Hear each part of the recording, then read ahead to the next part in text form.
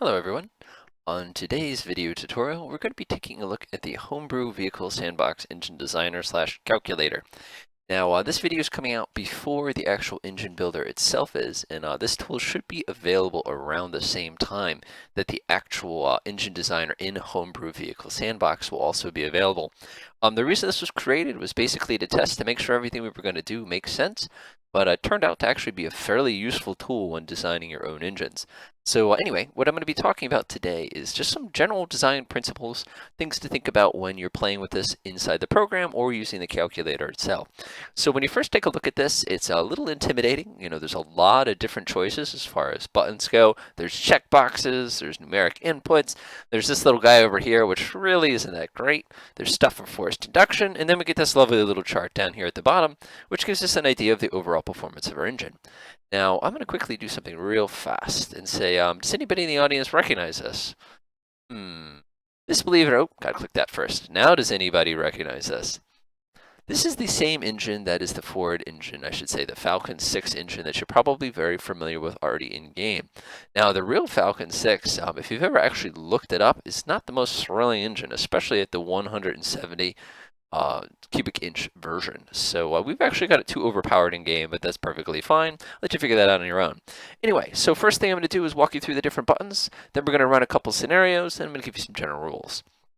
So first up the top, we have engine fuel type. We support two different style engines. Obviously, there are other engine power sources as well. It doesn't have to be petrol, gasoline, or diesel, but you can certainly have natural gas and things like that as well, or hydrogen if you want to get a little fancy. Maybe something in the future, but not today. Generally, a petrol engine, you have a slightly better performance because you don't need the same compression ratios. Diesel, generally, you tend to have a heavier engine. You also tend to have an engine that is more torquey, lower RPM, but it's also a lot heavier. So you're probably not going to have a racing diesel. Over here, you have engine cycle type. You have a choice between 2-stroke and 4-stroke. 2-stroke engine, you get one blast of power basically every 180 degrees of rotation. Not 180 degrees.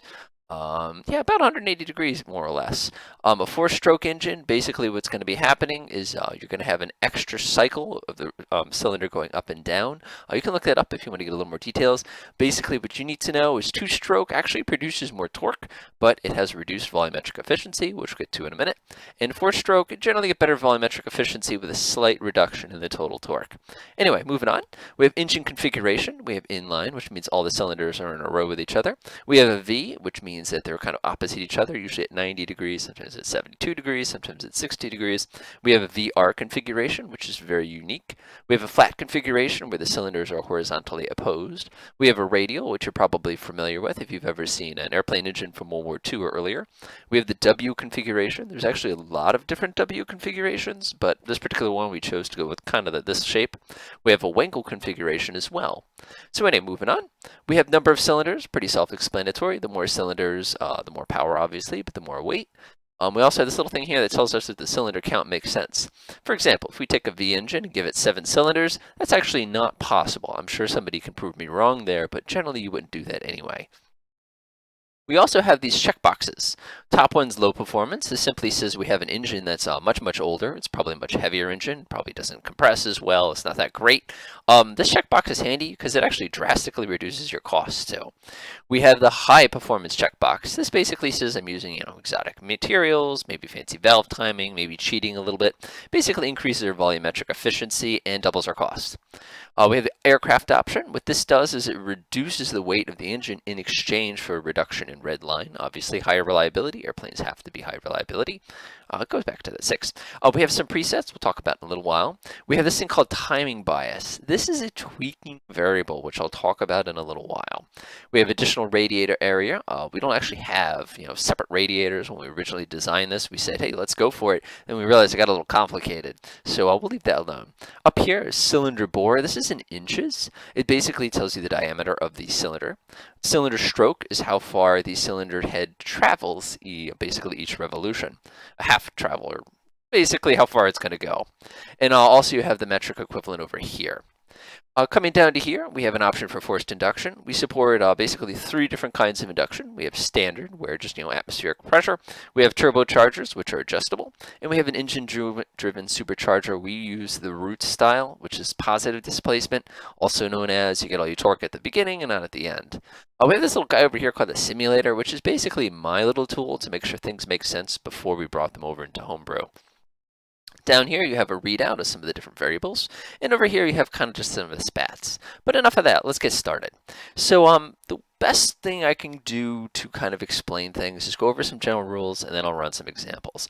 So first of all, if I come over here, general rules. Number of cylinder times bore, raw horsepower. Power, by the way, is the ability to kind of get work done. Higher power simply means that I can take the same amount of force and apply it at higher speeds. Something that can matter, something that can't, depending on your application. A longer stroke always gives you more torque, and it also gives you better cooling. Configuration, again, that's referring to engine configuration. Depends on cooling and space needs. Sometimes you'll find an engine that overheats in one shape doesn't overheat in a different shape. Bigger engine, usually better cooling. Higher red line hurts drivability. That's something we'll talk about in a minute. Turbochargers are a cheap horsepower, but you'll lose a little bit of efficiency. They're also kind of expensive. Superchargers, you get more drivable horsepower, which simply means more torque at the low end, but your efficiency is actually much worse because now you have to drive a supercharger belt to get you that extra power. Boost on gasoline/petrol, especially 4 and 2 strokes, is limited to 1.36 bar or 20 psi. Some people are going to obviously not be thrilled about this, but the reason we chose to do it that way is to kind of represent kind of a more street, sort of slightly tuned engine. There are top fuel drag racers out there that have capabilities to go much, much, much higher than this, but those engines only last about 15 seconds, so we wanted something that you could realistically handle. We have this little timing option here. Again, I'll talk about this a little later. It's pretty advanced. Basically, you get more torque at lower revs if you do a negative number. You get more power at higher RPM, but you reduce your max torque with a higher number. That's a big deal. Radiators are basically a cheap way to keep everything cool. Our temperature limit is 230 degrees Celsius. That's actually very, very high. It should be probably closer to 150, maybe 180, but we're pretending that our engines are a little bit fancier. Yeah, I have that right there. High performance, again, that's what this one is. Like I said a minute ago, it increases your red line. It hurts your fuel economy. It also makes things more expensive, and it's a little hard to get rid of the heat. And it's just like I said. And then last but not least, engine cost. This is kind of a tweaky variable, something to think about a little later down, not probably right away. But basically, it's how much power you're producing. Are you turbocharging it? Are you modifying it at all? And of course, how much radiator do you have? Enough talk, let's get to business. So our first challenge today is to go ahead and design ourselves an engine for a small bike or a buggy. So I did a little bit of research, and when you're first starting out, sometimes it kind of helps to have some place to start. And personally, I found the best way to get started with these projects is to actually try to figure out how much power I need for a given situation. Now, usually what I do is I take the weight of the particular vehicle, try to look up what the power to weight ratio of that vehicle is to give me a general idea. Keep in mind that this is the weight without the engine, so at some point you'll probably have to tweak these numbers just a little bit. Power to weight, by the way, is simply, if you pop on Wikipedia real fast, basically all you're doing is you're taking the power that you have and dividing by the weight of the vehicle. Let me go ahead and scroll way, way, way down here to the bottom to give you guys an idea of what this looks like. Here we go. So you can see for certain cars, like a car like this, it weighs this much. It's expected to have this much power for a certain amount of weight. Again, if we have a more higher performance engine or something like that, again, that number is going to get bigger. Power to weight is basically a direct relationship to your acceleration. The more power you have per weight, the faster you're going to go. Usually the higher you accelerate as well. It's just a pretty good way to start. So obviously, if you have the real-world engine to start with, feel free to actually dial those values in. You'll find those values actually to be pretty close, but we'll do that a little later. Anyway, back to our small bike and buggy. It looks like we need about 63 kilowatts of power, which isn't too bad. Thoughts? Obviously, we need this thing to be lit. So let's get started. So using our basic rules, I'm going to select the petrol engine. I'm going to go with a 4-stroke. I could go with a 2-stroke, and I'm going to reduce my number of cylinders to 2 in a V configuration. Let's see, we need 63 kilowatts. Scrolling down, how are we doing? We're at 52 kilowatts. So again, using my rule here, I'm just going to gently increase that to, I guess it's going to be 3.870. And there we go, 63 kilowatts. Are we done? That depends on a lot of things. Let's go ahead and reduce our area here. I'm going to go ahead and push my throttle and go ahead and hit the starter real quick and see what happens. Our engine is cooling off, which means we didn't need any additional radiator area, and I'm pretty happy. So let's take a look at our stats real quick. Volumetric efficiency looks pretty good. Red line's kind of high. Fuel economy is pretty good. Engine mass is only 27 kilograms. That's solid. Another thing you're probably going to notice is our torque production here is just about the same as our power. If you're going to look across like this, that's usually a good thing. It means you have a fairly square engine. The one thing I'm not thrilled with, however, is if you notice at idle, or right around idle, I should say, we're only producing about 80.36 newton meters of torque, which isn't that much, which means that in order to really get this thing going, you have to kind of get this thing revved up a little bit into its little power band. That being said, there's not really that much of a difference between the idle max torque and, the max torque, like I just said. Also, the cost is pretty good.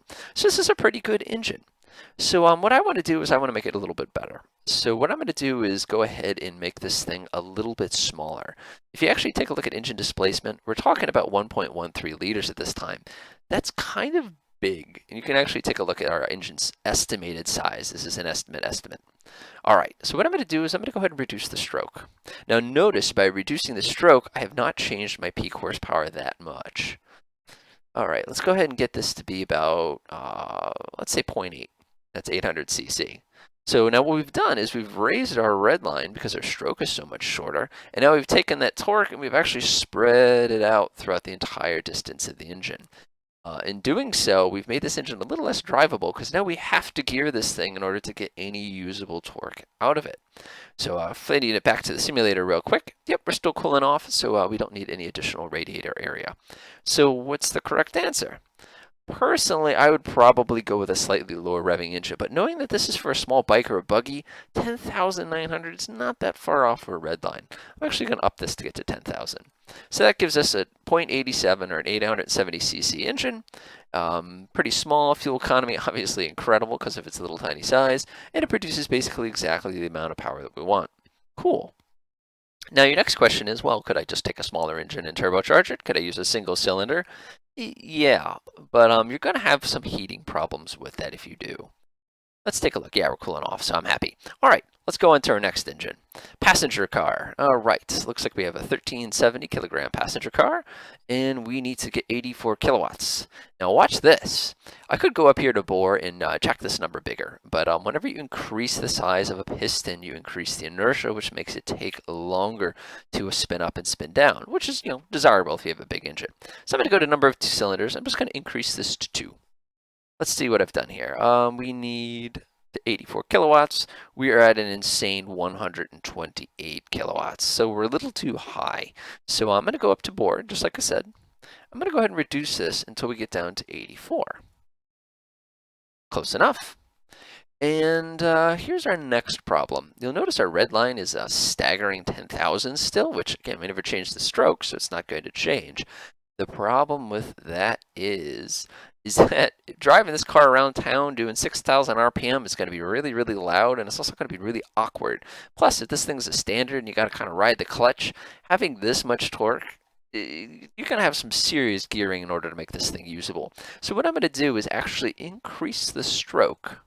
I'm going to bring it up to, let's say, 1.5 liter engine. And by doing so, we haven't changed our power, but what we have done is we've actually added torque.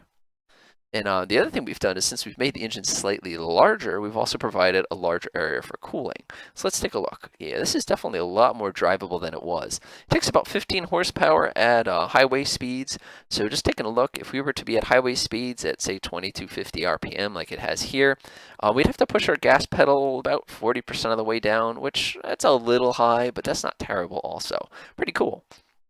Coming over to my little simulator real quick, let's go ahead and see how we're doing for overheating.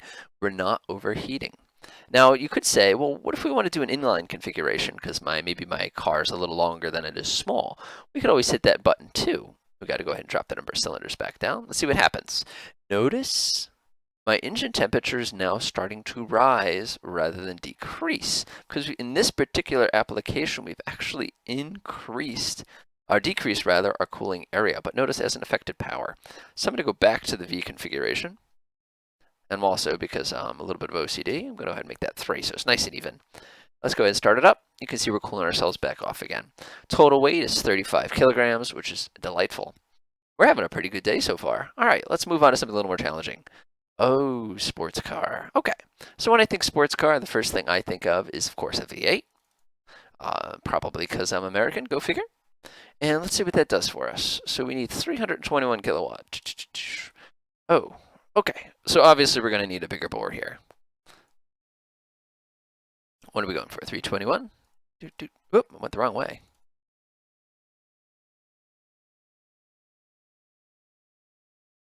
There we go.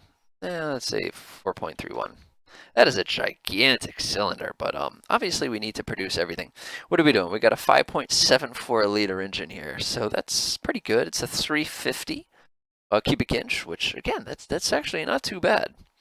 Let's see what we've done here. Power is 319. We wanted 321. That's more than close enough. Power is good. Red line's a little high for a sports car.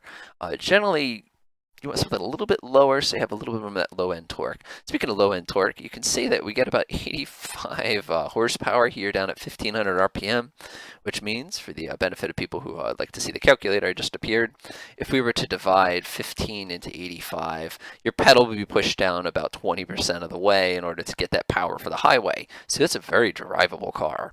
So let's take a look at our weight. We're up to 136.76 kilograms. It's getting a little heavy.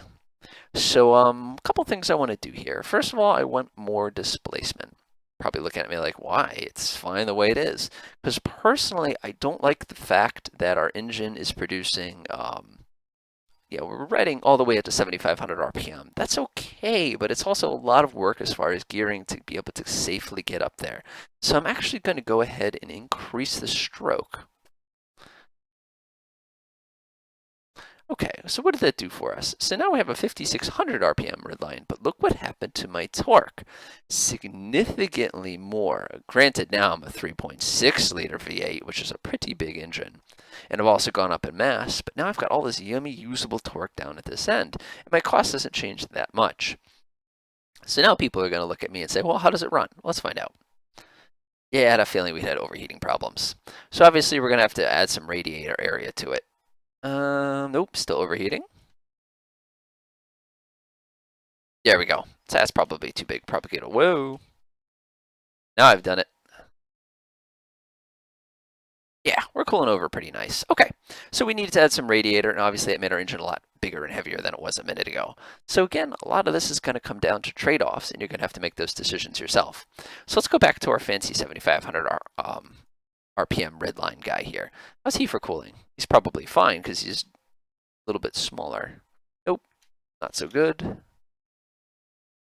Nope, he's still overheating. Uh-oh, I think we were fine the first time. Remember, decreasing stroke gives you less area to keep the engine cool, and you can see right now we're getting pretty hot. So even though we've reduced our engine weight, we're going to have to keep adding weight of radiator in order to get this thing to calm down a little bit. Nope, it's still overheating. That looks slow enough. Cool. So about 1.45. So we wasted a little extra weight, but we did save 40 kilograms. So anyway, you're going to have to figure that out on your own. Now, people said, well, what if I want to supercharge? I was waiting for somebody to ask about that. So I'm going to go ahead and stop. I'm going to go ahead and reset this real quick. We can do that. So I'm going to click supercharger. So now we have this thing called boost pressure ratio. That's not the same thing as boost. This is basically a ratio between how much pressure we're jamming into the cylinder versus how much we would be otherwise. So if this is 1-to-1, obviously we're not charging. If you took a look down, you probably noticed my power just got decreased. Reason for that is because the supercharge, of course, isn't actually boosting anything right now. So what I'm going to do is I'm going to go ahead and change my pressure ratio. And what do we need? 321?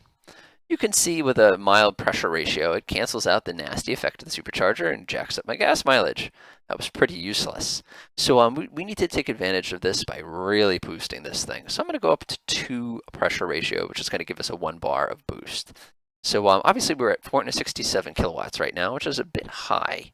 So I'm going to go ahead and decrease my bore a little bit.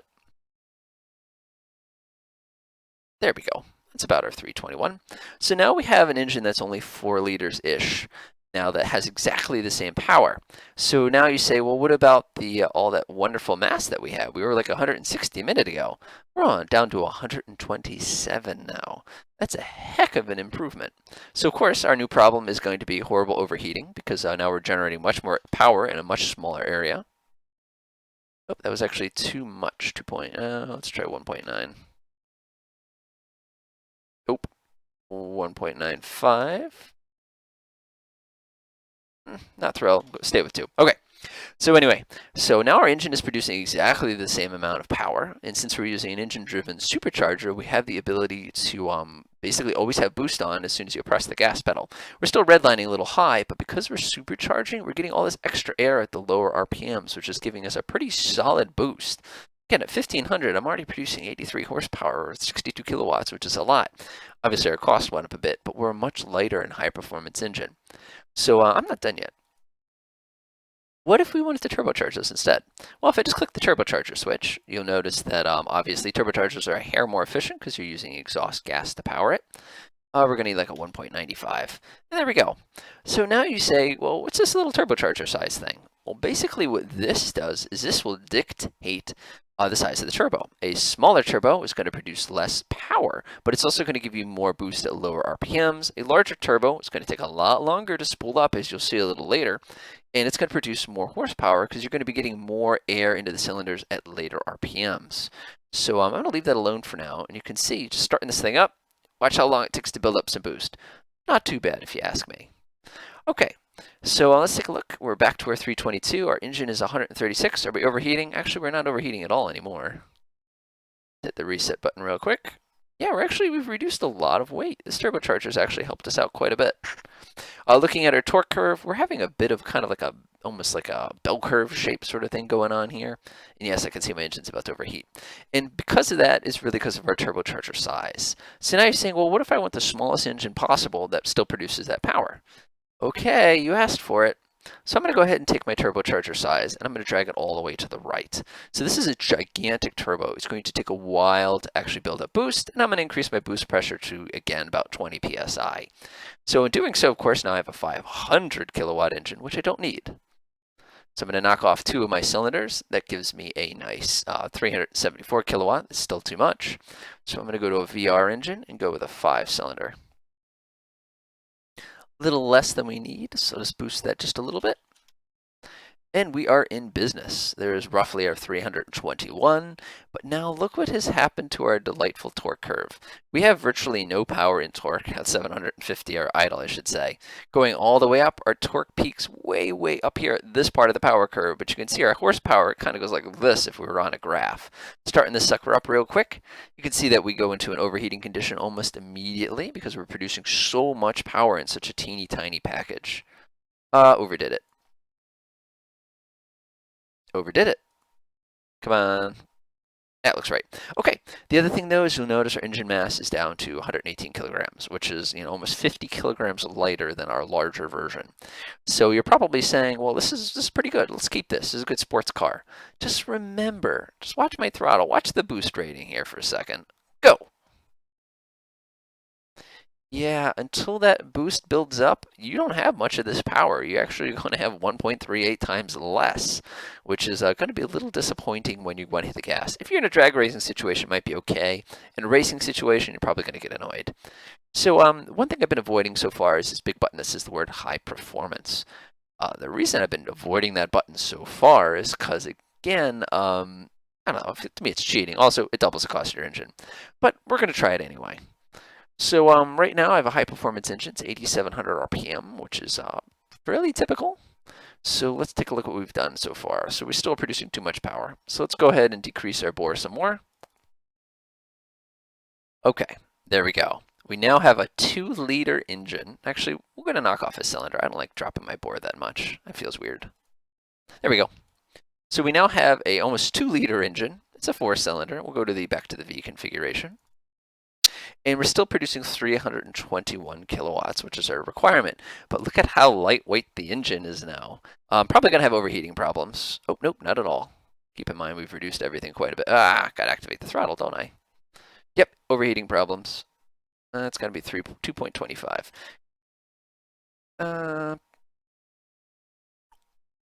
Looks good. Actually, that's too much. Okay, so we're still producing our power. Our engine mass is down almost half of what it was a minute ago. And of course, now our engine cost from a measly 3,000 is up to almost 22,000. Welcome to engine design. Okay, so hopefully that answers why I don't like to push this button. Some of you are probably wondering why this cost even matters. Who cares? At some point in Homebrew, you're going to have to deal with this, and there will be a limit on what you can do. But anyway, we'll deal with that another day. Let's go ahead and reset everything. By the way, if you're curious, we do have a Formula One engine as a default, in case you're curious just what that looks like. Obviously, this engine cost is too low. The real ones are in the 100 million range, so ignore that. Anyway, let's go back to our basic engine. There we go. Cool. All right, what do we got next? Truck. Let's see. Truck. My brain immediately says you need a diesel. The reason we need a diesel is for the nice low-end torque, and we're not really going that fast anyway, so I'm not too worried about it. Let's see here. We need 164 kilowatts, which is actually not that helpful. Realistically, we should need our power and our torque, but it's good enough for me. Okay, so when I think truck, I think inline. Some of you guys will disagree with me and be like, but V is the ultimate shape. You're probably right. I'm going to stick with inline. We're going to need a diesel. We're going to stick with a 4-stroke diesel. Let's see what that does for us right away. At the 6-cylinder level, which is actually not bad, that gives us a whopping 68 kilowatts, which is not great. Torque, of course, is like for every diesel ever, is going to be very high, especially in the middle. And you can see it gives us a really, really good usable torque. A red line, of course, is going to drop because of the high compression ratio of a diesel engine. So I'm just going to take a shot in the dark real quick. Let's do a 4x4. Oh, what does that do for us? So that gives us, actually our peak horsepower is right here. It's 119. But again, that's horsepower. We want kilowatts. Let's see. It's about 89. What do we need? Ooh, we've got a ways to go. Now, I'm going to stick with this. I like the i6. And this time what I'm going to do is I'm simply going to put a turbocharger on it. Why? Because I'll show you the cool thing about a diesel engine. Because they're already built, you can attach them with gigantic turbos. This has a boost ratio of 4. So our little tiny engine now is producing, let's see, 253 kilowatts, which is way too much. We could obviously reduce the bore. We could obviously reduce the pressure ratio. Personally, I think that's a really, really high pressure ratio. So let's go back to 164. How much do we need for 164? That's going to be like 2.623. Let's do 5. All right, I'm happy. Okay, so let's go ahead and take a look at our engine, see what happens. Obviously, we're redlining at this speed. Now, we're losing temperature very fast, because again, if you took a look very carefully, our engine is positively gigantic, but it's a diesel. What do you expect? And we are making our power, actually too much of our power, because I can't read. We're actually making 173. We needed a much smaller number. What do we need, 164? Oh boy, stop. There, how's that for OCD? Okie doke. So at about 103, about 3,000 RPM, we're making our power. Torque-wise, yeah, that's a lot of torque, and it's a pretty usable engine at this point. We could go with the V configuration, but generally trucks are kind of long, and this engine's already gigantic, so I don't want to make it a V and need to make my vehicle wider. Obviously, it keeps itself cool because it's like this. Now, some of you are like, well, can you do a diesel without a turbo? Yeah, you can. You can also do, a high-performance diesel if you want to have some fun with that. Make an aircraft diesel? All the switches? Oh no, what have I done? Got to be real careful with that.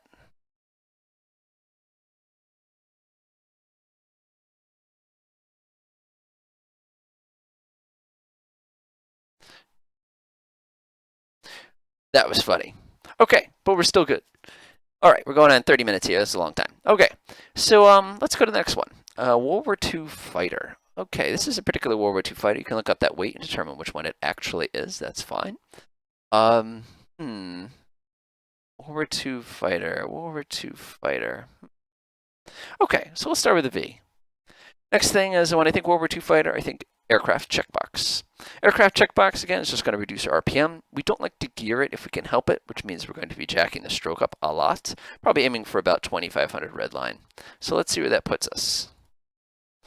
Whew, that is a big cylinder. 5.128, pretty good. Bore, again, our standard rule is always use bore in order to control our horsepower.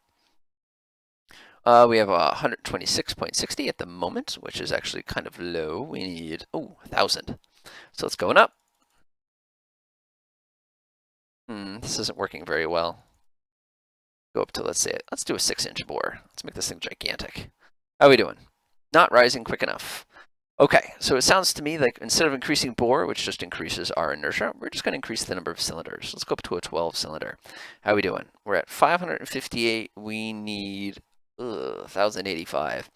Sounds like a sign to introduce either a turbocharger or a supercharger. Now, airplanes tend to stay at the same RPM at all times, so a turbocharger is really, really tempting. And naturally, a very, very large turbocharger is very, very tempting. So let's go ahead and increase this until we get to our 1,085. That's close enough. All right, how do we do? So we have an engine that displaces a gigantic 28.5 liters, which is pretty typical. Red line's 25, that's perfect. Torque is very good. Horsepower is exactly where we want it to be, so I'm very, very happy about that. We're turbocharged, so we're losing a little bit of efficiency, but we're also saving a lot of weight. Our total engine weight is only 573 kilograms. Now the whole airplane, if you remember, is 2247 kilograms, which tells me that we're probably pretty darn close to getting this correct. So I'm kind of happy with that. Pretty good length. Obviously, we could go with an inline if we wanted a longer engine. But other than that, I'm kind of happy with this. Let's go ahead and check it for heating problems. Go ahead and hit the reset button. Oh, that's not so good. Oh no, we're in the red. Oh, still in the red. Cool off. That's the problem with engines that produce that kind of power. Boy. Nope. Hey, we did it. Okay, good. All right, so this engine's cooling off some. Oh, now it's cooling off. All right, so this is pretty good. I'm happy with this. So obviously we've got plenty of torque, plenty of power, relatively lightweight. Again, turbochargers are kind of the key with airplane engines. So now let's take our final and most difficult challenge. I'm going to stop, hit reset. What if I want a heavy ship that weighs, let's say, 170,000 kilograms? Ooh, that's tough. Fortunately, our power to weight ratio is pretty low, but we still need 81,000 kilowatts, which is a lot. So, oh boy, where do we start with that? First of all, ship engines are almost always in line. It just makes them take up a little less space, and it's just physically easier to manage. I'm guessing it's probably going to be something in the 14-cylinder range, if I had to guess. Obviously, we don't need aircraft. And the big thing with heavy ships is we want to go ahead and switch over to diesel, which is going to be more fuel efficient. And I'm actually going to use a 2-stroke diesel this time. 2-stroke diesels, you see them in generators in big ships. You don't really see them in anything small. The big advantage with this is we can now boost it to death. Now you're talking. Okay, how are we doing? First off, I don't know of any major ship engine that rotates at 2,000 RPM. It just doesn't exist. Generally, they rotate, 100 RPM or 70 RPM or something like that. So chances are we're going to need a much, much, much, much bigger stroke. So let's try a 50 stroke. It's still too high. Let's try a 80 stroke. Too high. 100 stroke. Hey, that looks pretty good. We're going to try to redline this thing, because again, you can't really gear an engine that's this big, so the speed of the propeller has to kind of agree with the speed of everything. Oh, it's too much. The speed of the propeller has to agree with the speed of the engine. That's just kind of how it is. There we go. How are we doing so far? So we're at 2,100. What's our displacement? 620 liters. All right. Of course, look at the torque. All right, so now we're going to focus on cylinder bore. What do we need? We need 81,000, so that's not going to be enough. Let's try 80. Too much. 60. Too much. 30, 35. All right, we're getting there. Too much. 81,000, here we come. Sweet. So now we have a 14-cylinder engine that's inline, of course. It displaces 23,000 liters, not bad. It weighs 1.4 million kilograms, not too bad. It boosts like crazy. And chances are it actually keeps itself fairly cool. Go boost, go! Yeah, that's actually very fast for these kind of engines. I'm actually sort of surprised. Doesn't seem to be overheating itself too bad, but I can see it rising in temperature, so I'm going to go ahead and increase my radiator area, which when you have an engine that big, it doesn't matter. Yikes, that's expensive. But we're cooling off, and that's what's important. Okay, so this is a pretty good looking engine. Not too bad. Produces the power we want, oodles and oodles and oodles of torque. So my customer comes to me and says, hey, can you make a lighter version of this? I said, well, I could go with a high performance, but that gets a little absurd when the cylinder's bigger than me. I could do that. Okay, make it smaller, but it doesn't really exist, sorry. So it's time to mess with the timing bias. So I'm going to go ahead and stop the engine and reset it. I'm going to go ahead and jack the timing bias all the way to 1.0. What that does is that basically makes my cylinders close longer, which gives me more torque at higher RPMs. Now, if you notice, my new peak power is all the way up to 82,000. So that means I can come up to my cylinder bore and I can decrease it a little bit to get it back to the 8191, which is about what it is. So I've just knocked off a little bit of weight.